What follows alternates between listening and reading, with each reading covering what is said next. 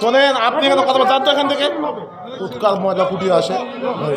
কই আমি কি রাজনীতির কথা বলেছি? কোরআনের রাজনীতি। সরাসরি হাসিনাকে লেডি ফ্রাউন বলায় বক্তাকে লাঞ্ছিত করলেন এক আওয়ামী লীগের দালাল।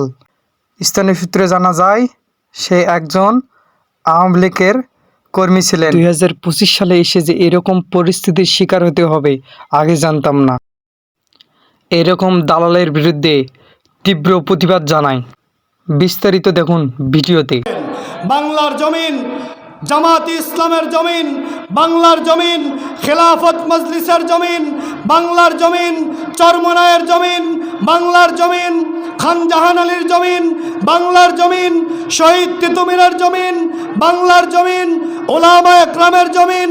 সুতরাং আগামীতে আলেমেরা বাংলার জমিনে কোরআন দিয়ে নেতৃত্ব দেবে, ঠিক কিনা? আগামীর বাংলাদেশ হবে কোরআনের বাংলাদেশ, আগামীর সূর্য কোরআনের সূর্য, আগামীতে দিনাজপুরের মাটি হবে কোরআন প্রেমিকদের ঘাঁটি, ঠিক কিনা বলেন? সুতরাং যেই স্বৈরাচার লেডি ফেরাউন শেখ হাসিনা কোরআনের মাহফিলগুলো বারবার বন্ধ করে দেওয়ার চেষ্টা করেছে, মাহফিলে 144 জারি করেছে। আমরা চাই না আর কোনো লেডি ফেরাউন অথবা আর কোনো স্বৈরাচার বাংলার জমিনে আসুক, ঠিক কিনা বলেন? যদি তারা আসে, বাংলার মুসলমান লেডি ফেরাউন স্বৈরাচার হাসিনাকে 45 মিনিট সময় দিয়েছিল। তোমরা যদি আবার ওলামা একরামের বিরুদ্ধে কথা বলো, কোরআনের মাহফিল বন্ধ করার চেষ্টা করো, ভালো করে মনে রেখো, বাংলার মুসলমান পালানোর জন্য তোমাদেরকে 45 সেকেন্ড সময় দিবে না, ঠিক কিনা? আগামীতে কোনো রাম বাম বাংলার জমিনে নেতৃত্ব দিবে না, আগামীতে আলেমেরা কোরআন দিয়ে নেতৃত্ব দিবে, ঠিক কিনা?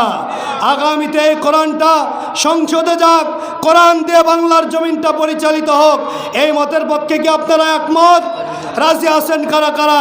দুটি হাত তুলে আল্লাহকে দেখান। লিল্লাহে তাকবীর। তোলেন, হাত টান টান করে তোলেন তো দেখি। দিনাজপুরের মুসলমানের আওয়াজটা কেমন একটু দেখতে চাই। লিল্লাহে তাকবীর, লিল্লাহে তাকবীর। আল কোরআনের আলো,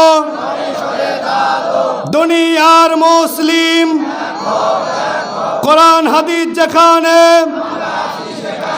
আলেম ওলামা যেখানে,